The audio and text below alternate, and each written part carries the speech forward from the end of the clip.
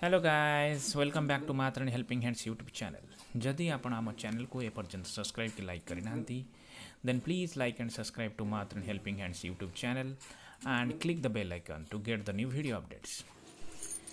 Kidney पीड़िता सस्मिता को आर्थिक सहायता। कुजंग ब्लॉक गरई पंचायत अंतर्गत शासन ग्रामर किडनी पीड़िता सस्मिता राउत को सहायतार हाथ बढ़ाई ओडिशार अग्रणी स्वेच्छासेवी अनुष्ठान मातरणी हेल्पिंग हैंड्स।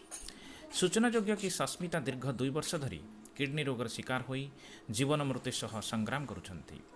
स्वामी नित्यानंद राउत जड़े दिन मजुरिया भाव पर घरे मूल लगी परिवार प्रतिपोषण करती। तेल लुण संसार रे पत्नींकर चिकित्सा करिबा तांका लागि बोझ उपरे नलितापीड़ा सदृश। तांका पाखरे संबल नाही पत्नींकर चिकित्सा कराइबा लागि।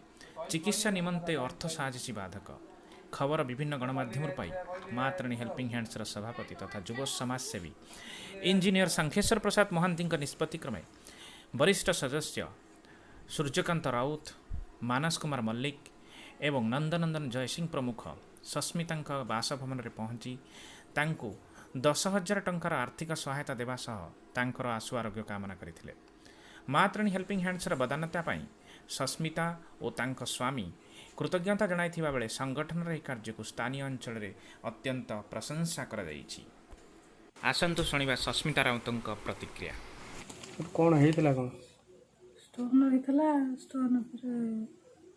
स्टोन ऑपरेशन पर से किडनी नष्ट हो गई। आगुर किए कौन साहाଯ୍य करने पे आसछंती ना कौन कौन ना सोटो आमे जो आसिलु मातरणी हेल्पिंग हैंड रो आसिलु किछि साहाଯ୍य करिया पई ता पई आपण केते खुशी अछन बहुत खुशी अछि। कौन कहबे तो साथ करिया तो धन्यवाद।